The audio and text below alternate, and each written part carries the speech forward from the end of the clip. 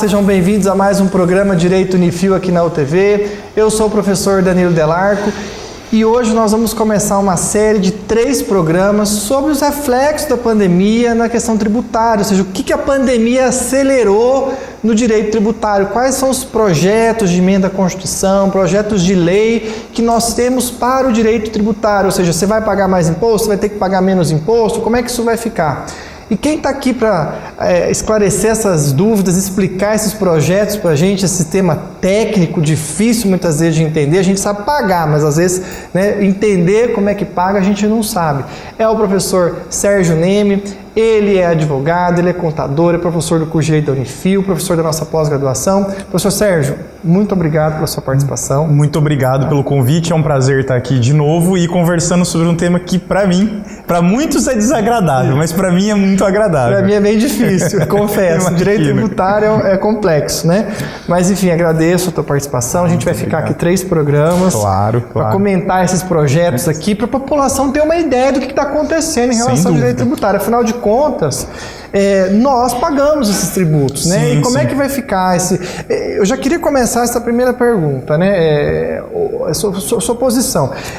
A pandemia, ela fez com que esses projetos que a gente vai discutir fossem acelerados ou isso já estava ali de pronto para o governo, já estava para ser aprovado e foi naturalmente ou não? É curioso isso. A pandemia, nesse aspecto, ela teve um efeito positivo. Fala-se em reforma tributária no Brasil desde os anos 80, essa é a verdade. Mas, de muito tempo se tentou, governos passaram e não conseguiram avançar nisso. Nosso sistema tributário, é um sistema complexo e é difícil porque o nosso sistema ele é dos anos 60. É como se nós morássemos numa casa que foi projetada com as melhores tecnologias dos anos 60. Só que hoje nós estamos em 2020. Com internet, com... 60 anos depois. 60 anos depois, e aí qual é o problema? Você precisa reformar essa casa com o morador dentro. Uhum. Porque seria fácil, alguém fala assim, não, passa a máquina lá, derruba tudo e a gente começa de novo. Mas não é assim que funciona. Nós estamos aqui, as empresas existem, não tem como o sistema parar, né, resetar e começar de novo. E durante muito tempo se falou, vamos mexer aqui, vamos mexer ali, mas nada concreto. No ano passado, a coisa deu uma movimentada, mas aparentemente, assim, aqueles projetos que todo mundo olha e fala, não, isso não vai prosperar. O que a pandemia fez, principalmente do mês de setembro, agosto, setembro para cá, o que a gente observa no cenário político é que a pandemia comoveu os nossos parlamentares no sentido de que a gente precisa criar uma união, né, parlamentar de debater esses temas e acelerar. Porque o Brasil não pode empurrar mais 10, mais 20 anos essa reforma. Vamos dizer, a goteira já está caindo no quarto, né? Sérgio, você acha que isso aconteceu porque os governos anteriores não tinham alguém que tomasse frente, ou que isso não fosse difícil, um tema difícil de ser tratado? Às vezes até os parlamentares não entendem muito e acham que na hora de mexer em tributo vai aumentar e a população vai chiar e não é uma medida política, ou não, porque... Enfim, agora não tem mais jeito. É um pouco disso. Durante muito tempo, havia-se um medo de mexer com isso, porque para quem está no executivo, e nós vamos até comentar mais para frente sobre isso, do projeto do executivo, não é medida popular, não é coisa que agrada uma grande parcela da população. Pelo contrário, às vezes é mais fácil você desagradar do que agradar. Nos outros governos, o que a gente observou foram tentativas tímidas. O governo fala, eu quero, mas também não se esforça. Porém, eu acho que hoje vem muito mais do Congresso o intento de mexer do que do próprio governo. A gente observa que o governo está mexendo pouco, mas o Congresso está se incomodando. Se incomoda porque eu acho que as bases parlamentares hoje, quando um parlamentar vai na base, ele ouve isso do eleitor, do empresário, de quem gera emprego, de que o nosso sistema está inviável. Né? É claro, não basta eu como contador falar, os nossos colegas advogados falarem, mas quando você começa a incomodar efetivamente, me parece que hoje o Congresso existe um consenso dentro do Congresso, assim, próximo de um consenso, de que a gente precisa fazer isso, né?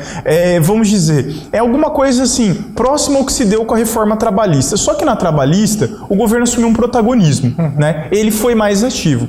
Aqui me parece que o Congresso tem mais vontade do que o próprio Executivo. Entendi. Porque também há uma compreensão de que a pandemia gerou crise econômica. E a crise econômica uma das formas de a gente reagir a isso é também otimizando o nosso sistema. Porque se a gente otimiza o nosso sistema tributário, as nossas empresas ganham mais competitividade e isso vai nos ajudar a enfrentar o ano que vem, que certamente economicamente vai ser um ano ainda muito difícil. Esse ano, vamos dizer, condições à parte, né? Ô Sérgio, a gente viu gastos aí do governo e uma hora a casa vai ter que ser colocada em ordem, né? O primeiro projeto de emenda à Constituição que eu queria que você comentasse aqui pra gente seria esse projeto de emenda constitucional 110 de 2019. Correto. Que é foi acho que protagonizado pelo Senado. Isso. Né? E o que é esse projeto? Ele fala do quê? Esse projeto, a gente vai ter a oportunidade de falar dos 3 grandes que estão tramitando atualmente, né? Esse projeto ele é um projeto que nasceu já discussões que vêm há muito tempo sendo travadas, mas no ano de 2019, efetivamente, ele ganhou vida, né? Acontece o seguinte, existe uma frente parlamentar já muito antiga que representa o empresariado brasileiro. Nós temos aqui até da nossa região de Londrina o ex-deputado Luiz Carlos Rauli, que fazia parte dessa frente parlamentar defendendo o interesse do empresariado. E essa história começa lá nos anos 2000. Em 2005 nós tivemos uma lei complementar, que é a Lei Complementar 123, que é a lei do Simples Nacional, que foi de relatoria dele. E ele tinha, junto com essa frente, outros projetos de modernizar o nosso sistema tributário. Começou-se pela micro e pequena empresa, porque, claro, é mais fácil. Você está mexendo com empresas de menor porte.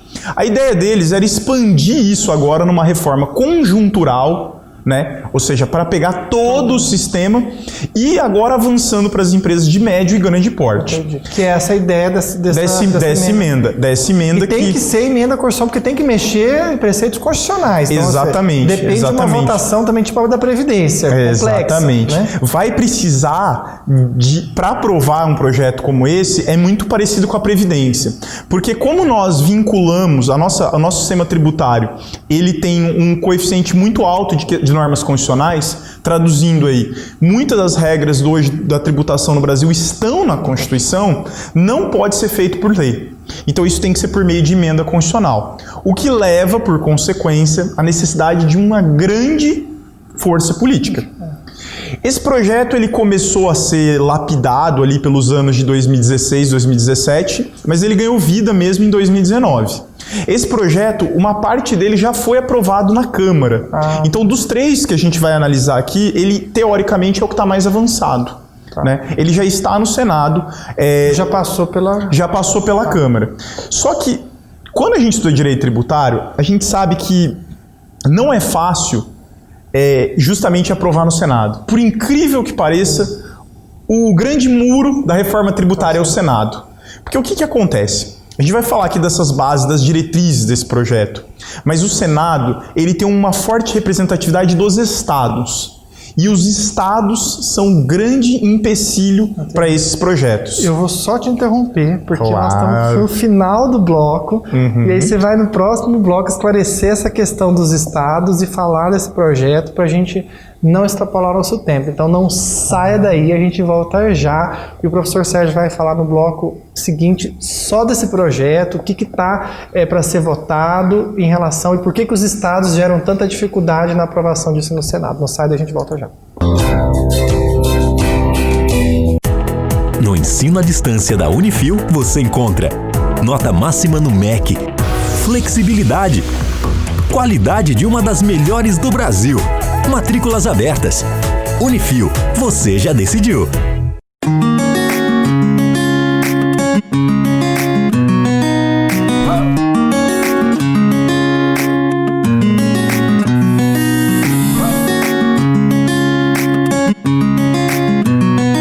Tem como não amar uma comida tão simples e saborosa?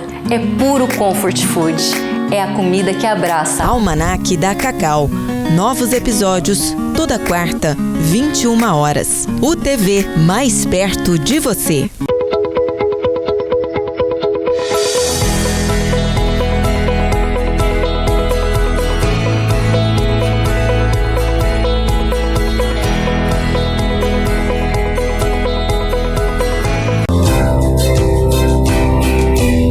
Nós estamos aqui com o professor Sérgio Neme, falando um pouquinho do projeto de emenda à Constituição 119/2000, 110, né? 110/2019. Até eu faço confusão de tanto projeto que a gente vai falar nesse programa. Mas, professor Sérgio, no bloco anterior, esse projeto de emenda à Constituição, você estava falando que ele já 110/2019, ele já foi aprovado uma parte dele na Câmara, que a gente enfrenta dificuldades no Senado, porque o Senado, os senadores representam o Estado e isso vai refletir diretamente no caixa do Estado, não é isso? Exatamente. Os estados brasileiros, eles têm muita resistência a esses projetos de reforma tributária, porque certamente de todos os tributos aí, a gente não vai falar assim, ficar explicando tributo por tributo que está envolvido, mas esse projeto é o mais abrangente. Ele engloba, né, 9 tributos em um só. Né? A ideia seria pegar 9 tributos e consolidá-los em um único tributo. Esses tributos são pagos tudo separadamente, em guia separada? Hoje tudo separado. E além de ser separado, tem um outro problema.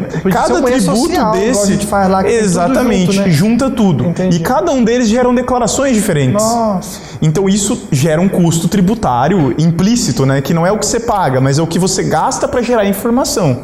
E a ideia é juntar tudo isso. O cerne, o principal deles, o protagonista dessa história toda é o ICMS. Que é do Estado. Que é um imposto estadual. Qual é o receio dos estados? Qual é a briga dos estados e por que eles são muito reticentes, eles têm muita resistência a apoiar esses projetos? O medo dos estados é que eles percam a arrecadação. Eles têm medo de perder... A União repassaria para eles? Ou não? Com esse projeto, sim. Funcionaria da seguinte forma. Unificariam todos esses tributos, que são tributos estaduais, municipais e federais, a maioria federal, mas tem tributos municipais e estaduais. E assim como ocorre no Simples, esses tributos seriam arrecadados para um único comitê gestor, né? Um comitê gestor, que não é nem a União, nem os estados, nem os municípios. Isso já funciona assim no Simples Nacional. Isso já é assim. Já tem um comitê gestor do Simples, já tem um modelo que funciona. E o dinheiro caindo ali, de acordo com parâmetros de rateio, o dinheiro seria imediatamente repassado a estados, municípios e a União. O medo dos estados é de que nesse ajuste, neste rateio, a cota deles fique menor do que eles arrecadam efetivamente hoje. Mas o relator, ou quem propôs o projeto, também foi cauteloso com isso. Tanto que ele propõe um regime de transição de 15 anos. De 15 anos. Por quê?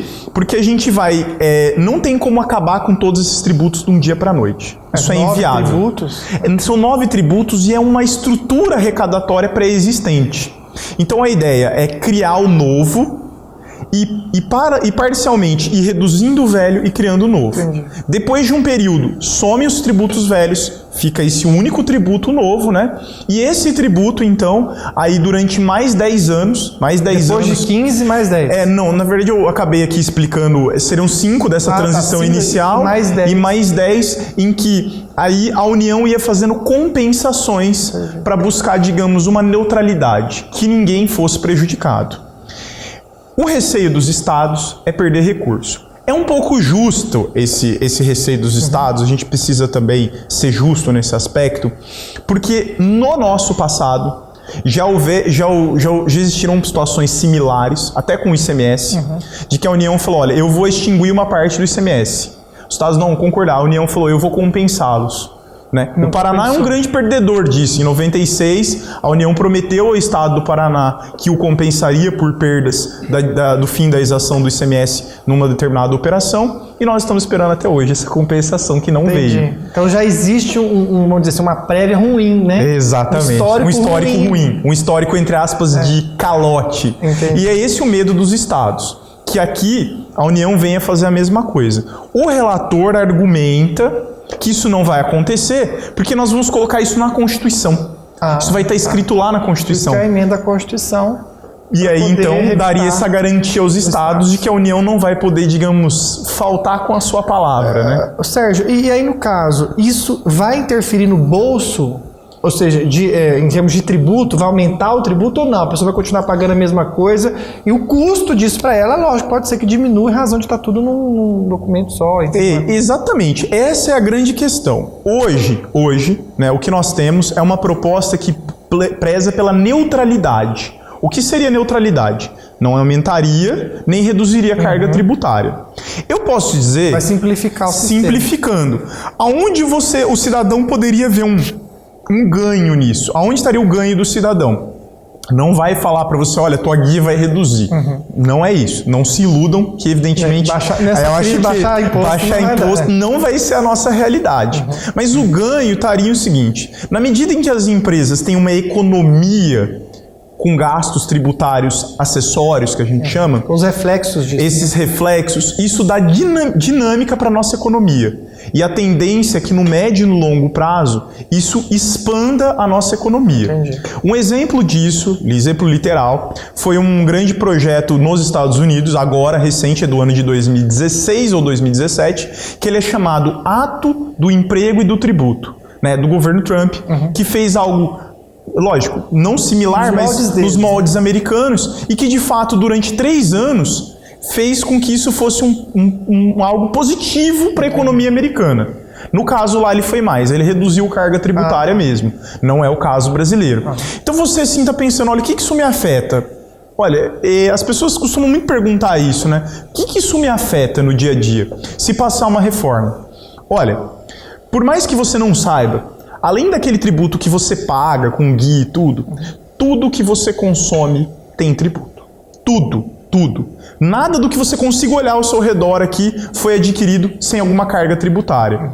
E vai ter redução de carga? Olha, na verdade vai ter um reequilíbrio. Algumas coisas pagarão menos e outras pagarão mais. Mas o grande ganho que a gente tem é como, digamos assim, com o país. Nosso país ganha. É igual a reforma da Previdência. Você faz uma coisa hoje para colher frutos daqui 10, 20 anos. É uma árvore que a gente precisa plantar para o futuro do nosso país. O nosso país precisa disso. A gente está faltando 2 minutos para encerrar esse programa. Eu queria que você colocasse o seguinte, você já está falando dos pontos positivos, né? Tem algum ponto negativo e, na sua opinião, você acha que esse projeto vai conseguir ser aprovado com essa base que o governo tem lá, já que partiu do Congresso? Você acha que, por mais que tenha essa dificuldade, você acha que sai alguma coisa em relação a isso? Olha, pontos negativos, de forma bem sucinta, eu não apontaria nenhum grande ponto negativo nesse projeto. Não tem nada de muito ruim nele. Tem, claro, a gente pode abrir discussões pontuais, mas no geral ele me parece um projeto bom, justo.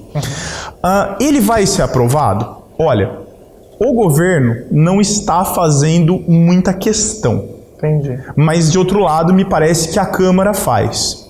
O que nós tivemos de movimentação nos últimos meses foi, como nós vamos conversar aqui, são 3 grandes projetos, um acordo que está sendo travado, especialmente pelo presidente da Câmara e do Senado e algumas lideranças partidárias, de se criar uma comissão mista, deputados e senadores, para tentar pegar esses projetos e consolidá-los em um texto único. Para daí então a fazer um chamado acordo de lideranças. Os partidos vão dizer, nosso partido apoia, para quando ir para o plenário ser aquela votação simbólica. Aquela votação simbólica. É esse o encaminhamento, mas o protagonismo é importante que seja dito hoje é do Congresso, não do lado do governo.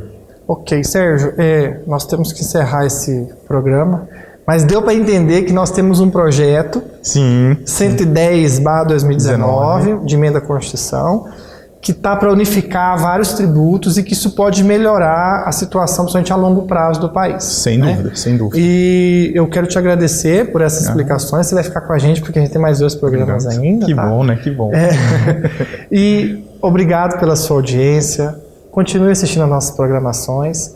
E lembre que a gente tem pós-graduação na Unifil com os melhores preços e qualidade inquestionável na área do direito penal, do direito civil, do direito do trabalho, previdenciário, notarial, imobiliário, perícias, enfim, venha fazer uma pós com a gente, você não vai se arrepender, é muito bom. Qualquer coisa, entre em contato com o que está passando aqui para você na tela, tá? Até mais, muito obrigado pela sua audiência, até o próximo programa.